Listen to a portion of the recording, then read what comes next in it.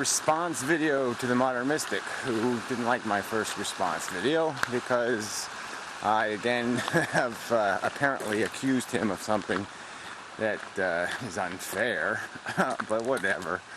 I post the chart and then he talks about how the labor isn't productive enough, and then even gives the example of his own office where, haha, those silly people didn't do enough work to justify their standard of living, or whatever the implication was. But whatever, I'm not going to argue this crap about who said, what said, how said, whatever. So this apparently gave Nick a reason to ignore the rest of the video, which again is this argument about who is getting what out of the economy, which I think is the point.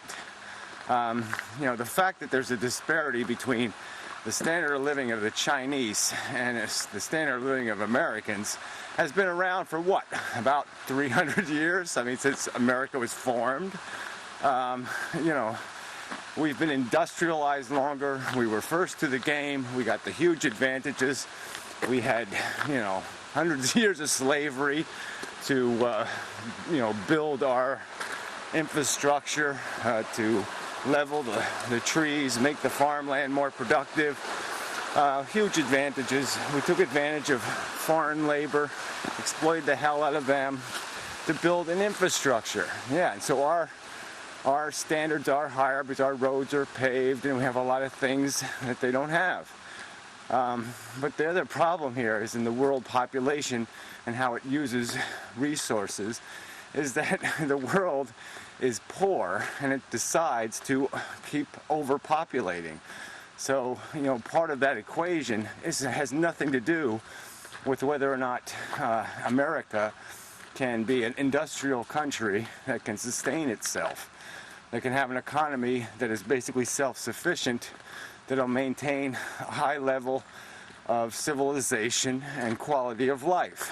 We don't have to compete with the Chinese or any other country that has excess population and that is, because of the politics, incapable of building its infrastructure and civilizing its country.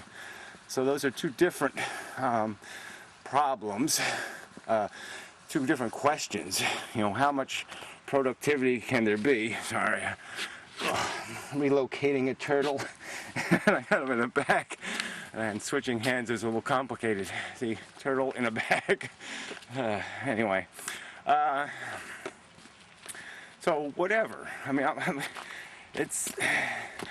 there's more to the equation than saying, oh, this is the way, this is the model, this is the way the world will work forever and ever, because it doesn't have to work that way.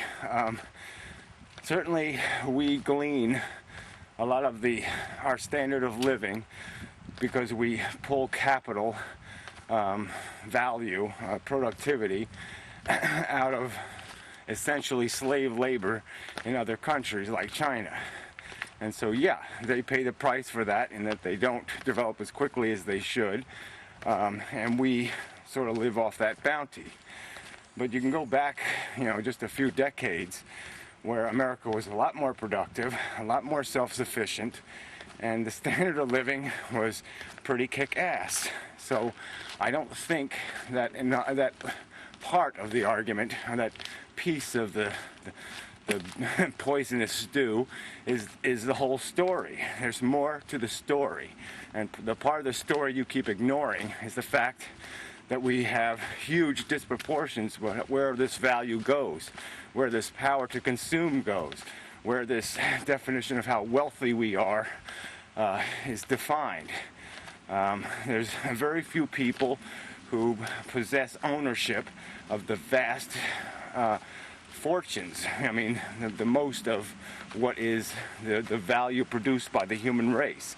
And they squander that money on their own little individual pyramids, their little McMansions, their little paradises. And if you took all that wasted labor, all those wasted resources, and devoted them to social infrastructure, to things all citizens of a country will benefit from, it would, you know, you could create quite a high level of civilization and standard of living. So I think it's just a bullshit argument to ignore the fact that all we have to do is get rid of 3% of the population, and we'll all be twice as rich. We'll all have twice the standard of living, whether you're in China or whether you're in the United States. And which means you either can work half the hours, or no, you can work just the same number of hours and progress twice as fast. But look, the exploitation issue is real. I'm not discounting it.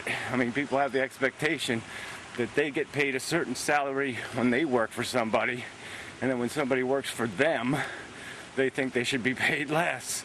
Somehow, somebody wiping their ass should get less money than when they're, you know, whatever, kissing the belly button of some rich fucker for a living.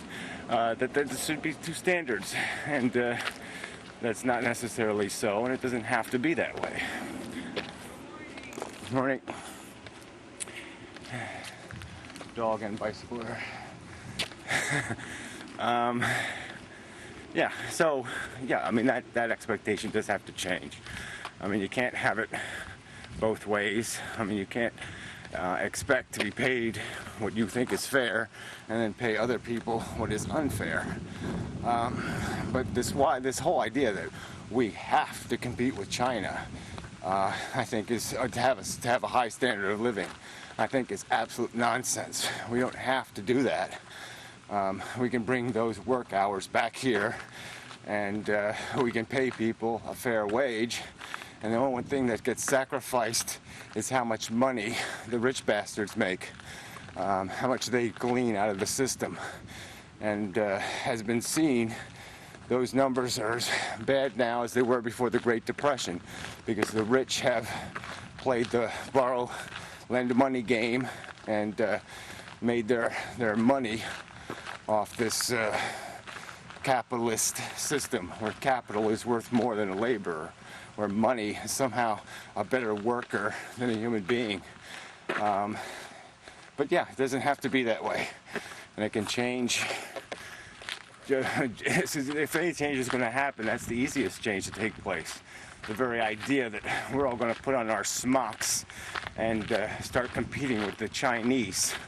I'm hopeful that the majority of Americans won't accept that, you know, and will choose the much wiser alternative of foregoing sitting on a pile of money and getting rich that way.